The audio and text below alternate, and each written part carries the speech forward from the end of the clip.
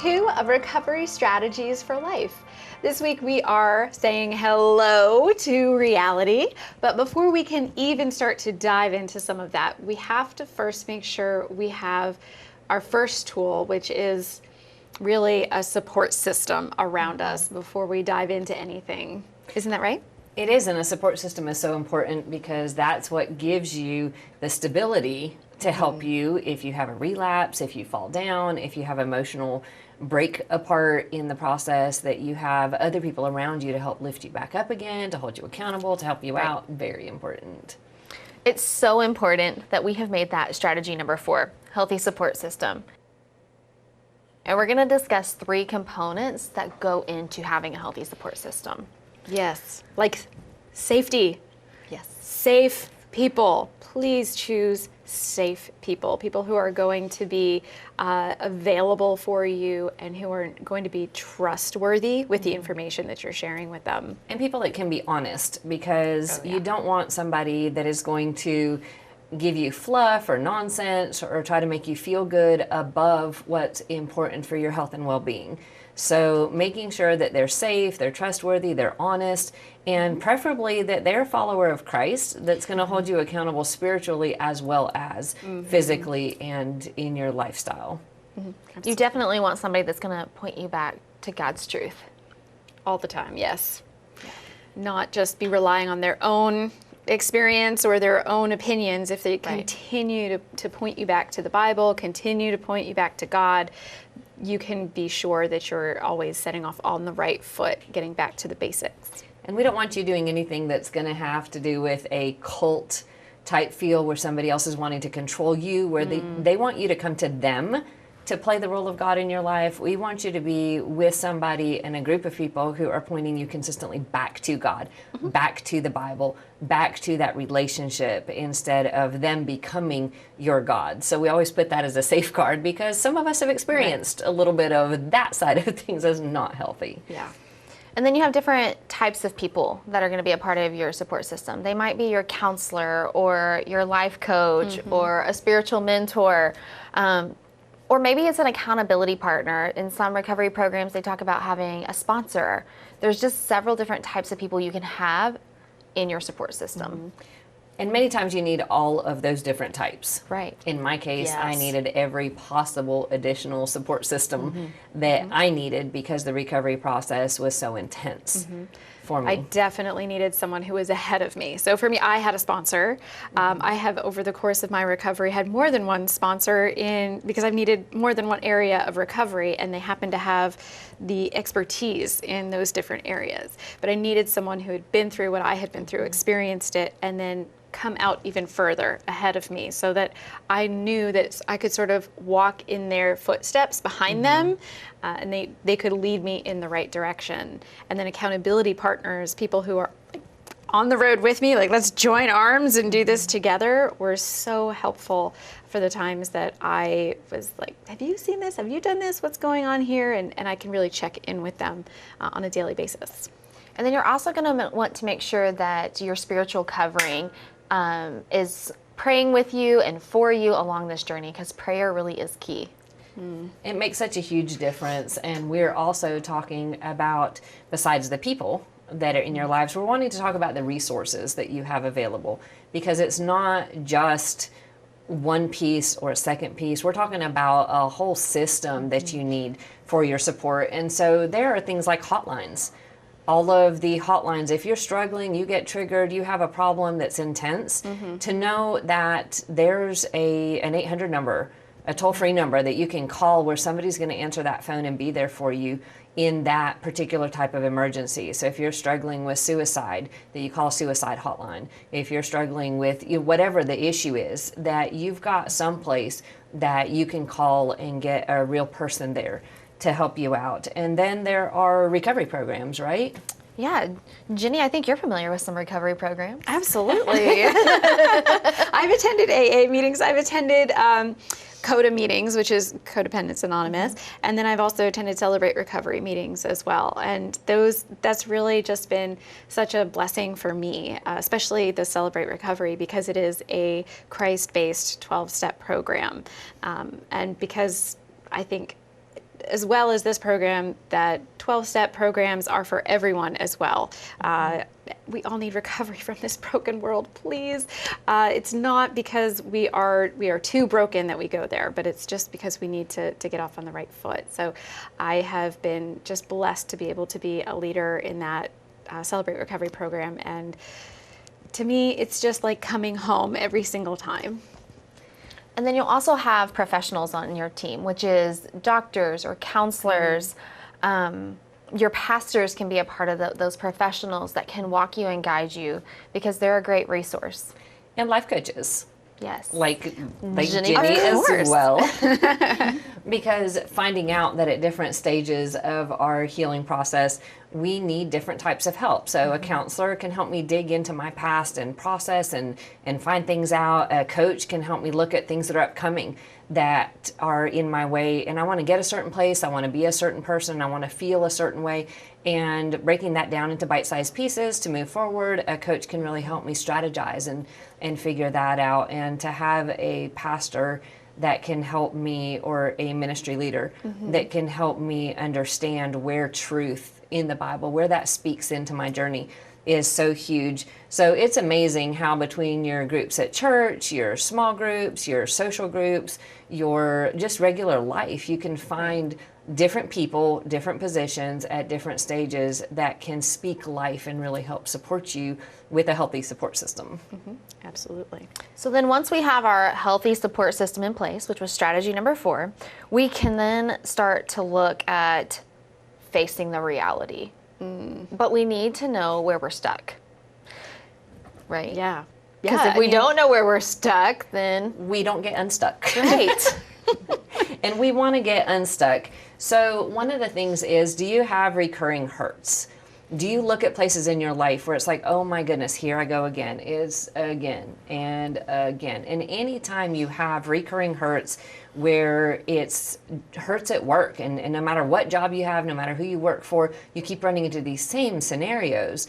And that's an opportunity to understand, okay, there's something here that, well, is it me that is connecting these pieces? Am I taking my stuff with me job by job? All right, because wherever you go, there you are. That is so true. Yeah. So if I'm always the one getting hurt, then I might want to look at me and find out what it is that I can do or change so that I'm not the one that's in the middle of that situation. I can't change other people, but I can definitely start doing something about me and changing whose fault it is. Because sometimes, I don't know, Ivana, is it like always somebody else's fault? I mean, sometimes. No, not at all. For me, I very much place the blame on myself a lot, even with the sexual abuse, that it was my fault. And that's not where the blame needed to be put either. But if you're constantly blaming other people, you might want to look at that as well, because there are places in our life where we need to take our responsibility. Yeah, but it's so easy. It's so easy just to play the victim, like I did for so many years. It's that person hurt me. They did this to me. I can't believe they're doing that. And it was all about, they did it to me, instead of just seeing that they were doing something and I was separate. And it was just a whole lens that I looked through where I saw how this person hurt me, how this person hurt me, and I just saw that. So not sometimes that situation of, oh, I'm getting hurt here, I'm getting hurt here. It's not a new hurt, it's an old hurt that we feel, where it's, this one scenario just keeps coming up, this one hurt keeps coming up in my mind. Things remind me of this one thing in my mind, and it's something that I keep holding on to because I can't figure it out. Those are places where we can really start to say, okay, maybe I need to look at this with a new lens and look at it through reality rather than just this idea of I'm the hurt one here all the time. And they say that insanity is doing the same thing over and over again, expecting different results. Yeah. So if you've been on that circle or cycle of insanity, we have to make the decision to change and face the reality. And that's strategy number 5, is make changes to face reality. Yeah. Because we want to actually change our future. The past obviously is what it is. We can't go back and change it, and we can't change other people. But if we sit there and actually start making changes in our own lives, it's amazing how it changes the circumstances around us, too. There's this ripple effect that ends up happening. And that makes me really happy because I have been able to take charge and change things and grow and heal. And that has actually helped a lot of people around me start making choices in their own lives that has affected how we interact, how my world is, and I'm not in that spin cycle of craziness that I felt like I was in for so long. So we don't have to stay stuck at all. No, we don't have to stay stuck, and that is absolutely amazing. But first, we have to actually get out of denial, right? Oh yeah, Is that more than a river in Egypt? It's definitely more than a river in Egypt. Denial is real. It is a thing, and unfortunately, we do have to work and actively work to say, okay, I'm ready to dig in, and let's see what this actually is. Because when we are staying in that denial, we talked about if some of the things that kind of can bring us to awareness that we're in denial is if you are overreacting to a situation when everyone around you is saying, why are you so freaked out about this? they're super calm and you're totally worked up. Yeah, that was a big clue to me that maybe this is an area that I haven't worked something through. And it really does separate me from the people around me, but then it also tends to separate me from my connection with God as well when I'm unwilling to work on that. And then it also disables our feelings. So we continue to feel stuck, but we're stuffing it, and that can cause physical damage. I had a lot of thyroid issues and just a lot of health-related issues related to me stuffing all of my emotions. One being a heart condition, which was not favorable at all. You need that thing to beat in there, and you need it to beat at a good, consistent pace. Mine was really low. And then when I had the panic attacks and anxiety, it would spike. Yeah, and that can end up causing you all kinds of other issues. And it's harder to have a healthy, happy, resilient attitude when you've got heart problems or other health issues that are interfering. And so when we're realizing that denial separates us from God, it separates us from each other, because it's hard to have a real authentic relationship when I'm not admitting to myself. Right. So when I'm disconnected from myself, I'm disconnected from pretty much everybody around me. And for me, when I started being real with myself, it made such a difference in, you could actually get to know me. Where when I was keeping a wall of denial up, how are you going to be my friend? There was no way to really get to know me, and it made it difficult for me to connect with other people. So it's amazing that we get a chance to change that. Right. Like, we're not stuck there. We can actually change something about it. And denial keeps us from being vulnerable with each other. Oh yeah. You talk about putting the wall up, and it's really hard to be vulnerable and be real with our friends, our coworkers, whoever we're around, if we're stuck in that denial. I personally did not want to come out of denial in some areas. It was much better if I just left it back there in the past and act like if it didn't exist. Oh yeah, that's an excuse I think I've heard so many times but it happened way back in the past. Why dig up the past? What's the point? Then you're just stirring everything up. But if you're not stirring it up, then you can't heal from it. And again, it has all these things, but it one of the other things for me, especially as a chemically addicted person, was it kept me stuck in, I could not grow up. So emotionally, I was stunted in this place of, I can't actually deal with this, so I'm going to run away. So when I stopped using those chemicals to numb out, I had to face the fact that I was still at the age that I was when I really started using the chemicals to numb out. I hadn't allowed myself to grow up. So that, again, stunted my relationships around me.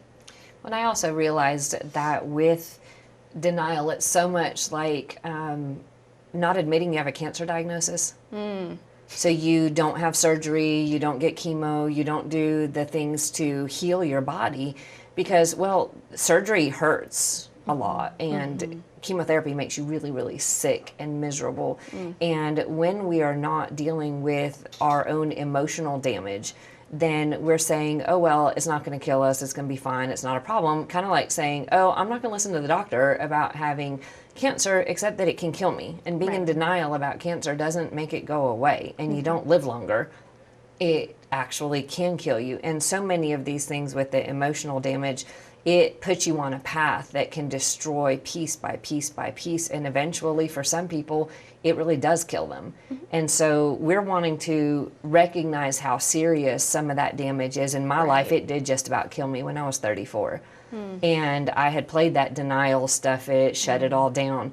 Trying to put a good face on. Most people had no idea what I was dealing with because they never got to know me. Because there was that breach in relationship. But when I finally hit that place where there was no more, it was over. It really was done for me. And that was when I started being real about it. Then I had the opportunity to start healing and growing and changing. And I am so much happier today. And everything is connected, right? Yes. Like we've been saying, that the emotional wounds that we experience are also going to be spiritual wounds, and that's going to damage our physical bodies as well. For me, at 22, I was diagnosed with high blood pressure. 22. At 22? Who does that?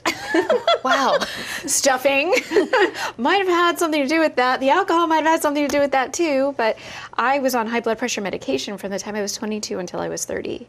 And that for me was not even a wake-up call of, oh, maybe there's some, I really just thought, oh, it's my body. There's something wrong with my body. But what happened when I was 30 was that I got into recovery and I started dealing with my emotions and feeling them as they came up. So my body didn't have to try and have it seep out some other way anymore. I was actually being healthy with it. Well, I think we just talked about healthy support system. Right. Yeah. There are times in my life that I didn't realize I was actually in the denial. Right. Because it's all I ever knew. And if this is how it's been my entire life, then how do I know that I need to change? Well, part of those questions we asked earlier is, where did I feel stuck and why wasn't things changing? But it took counselors, it took pastors, it took accountability, it took sponsors, it took all these people to help me realize that, Ivana, maybe this behavior pattern here is really because you're in denial about something. And of course, they don't use the word denial with me, but they asked me the right questions and it was like, oh, there's something I need to focus on. So having that healthy support system helps us come out of the denial and face that reality. Right. And we can be asking the healthy support system. Right. For feedback. For feedback, exactly. Where are my blind spots? Please help me to understand what I don't see. Right. I'm ready to dig into this, so I'm giving you permission to tell me one place first, not all the places, but one place first where I might have the biggest blind spot, so that I can help to heal that and work on it. And for me, it was like wearing super, super dark sunglasses. I thought it just happened to be that dark in the world around me. I didn't know that the world around me might be a lot brighter and that it was the sunglasses that were layers. And for me, the denial came off area by area in thin layers. So it was a little bit brighter, a little bit more color. But then I didn't know I still had this filter that was blocking things until I got a little bit more help and another layer came off. And I was like, oh, wow, the world looks like that. And then another layer came off and it kept getting brighter and more beautiful. And each layer that came off changed my viewpoint. And now if something starts changing where I'm starting to go into denial in a smaller area, I can see things, wait a second, that's not how it's supposed to look. But because the damage started so young, at 2 years old, that was normal. Right. And so it is amazing how trusted people can come into our lives and speak truth that if we're willing to receive it, can open our eyes and we can start seeing the possibilities of healing and change and growth, which is amazing. And if those people are safe, then we're going to be more willing to hear from them and accept their feedback of, hey, Jenny, you have this spot over here. Oh, wait, where? What? But if they're not safe, you're not going to feel comfortable with them at all in speaking into your life. So going back to that healthy support system, making sure they're safe is really vital. Where they're not shaming you for those things that they see. And saying, you really need to work on this area because it's terrible and it's awful and it's making, if they should be able to point those things out and then and then guide you towards God, right? We're gonna I'm sure talk about this isn't about condemnation, it's more about conviction of you can be healthy and you can move closer towards God in this area of your life.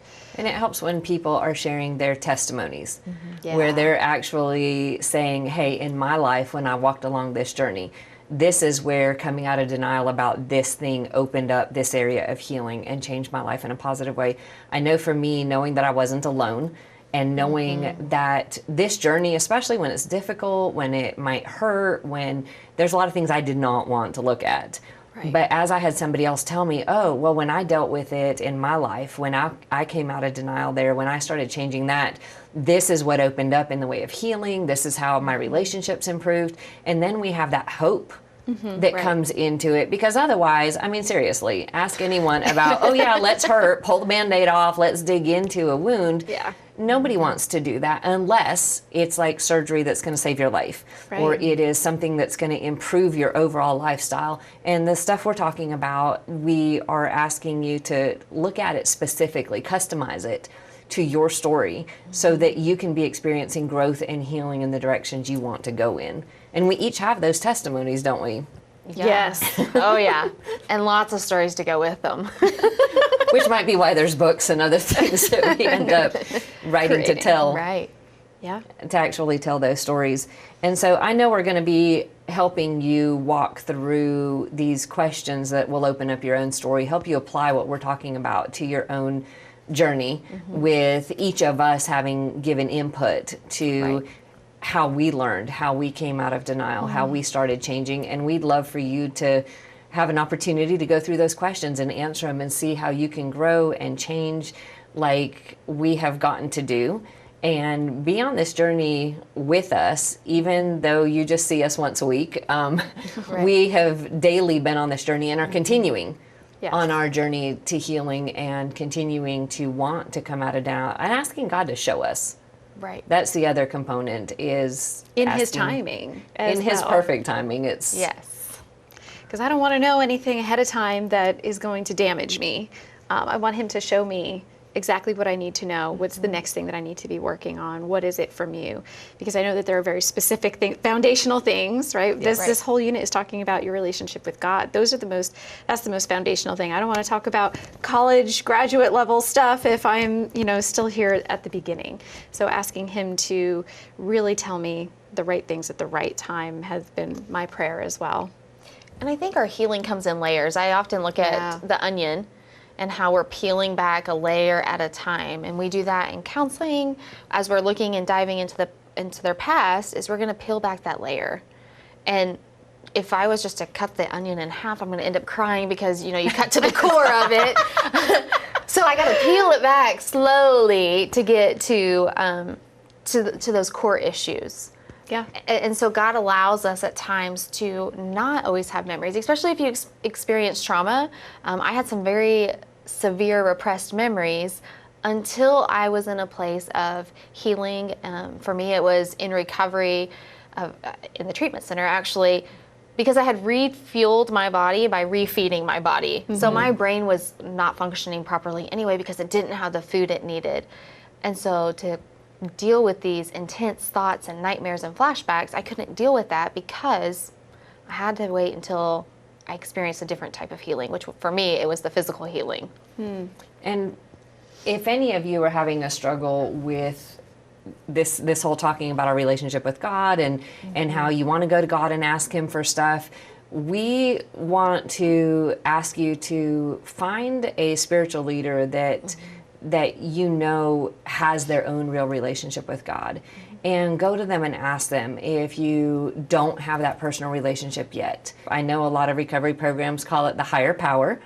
We're very clear in our own relationships who that higher power is, and that He's the creator of the entire universe. And we're wanting to make sure that you have the opportunity, like we have, to be building that relationship, because that's going to be foundational in our discussions moving forward. Since we do have the spirit, soul, and body as a part of this recovery plan, we will be discussing that relationship with God over and over again and how it influenced our healing journeys. And understanding that when you are in a more severe place of damage because of a past that's really Right. broken, you just sometimes need more intensive help. And there's no shame or negativity in needing the professional. I have needed over the years pretty much every type of professional, including medication, including counseling, a lot of counseling, including spiritual intervention, including incredible amounts of support and help. But then I got to reach a level of healing where we're getting to share that out there. So the assessment would really help understanding what level of intensity you need Right. that support and recommendations for getting the level of help you need. Right. And I know for me, when I first got into recovery, I thought, I don't really have enough broken things. Well, what that really ended up meaning was I was really in denial of how intense my experiences had actually been. We tend to downplay what's happened to us, and we think, oh, it really wasn't that bad. And in some cases, I needed someone to actually tell me, yes, it really was that bad. Right. This was a trauma, or it really was a very stressful experience that was made worse because of the other trauma I experienced. But also, if you find that you have a lot of these things, there's no shame in this. This isn't here to make you feel worse about what you've experienced. Actually, what we're doing is we're just trying to come to reality, saying hello to reality, and saying, I'm going to heal from all of this. This is not the end of my story. I am healing from this. These are the things that I get to work on, and God gets to come in and bring a new, renewed spirit, new life into these areas. Yeah, you just don't want to do this alone. So please make sure that you have that support system. So we're going to say hello to reality, and all of us have said hello to reality, and we're so excited that you're on this journey with us. So we're looking forward to seeing you next week when you have had a chance to do these assignments and take that next baby step into your healing journey. So Fantastic. have an awesome week.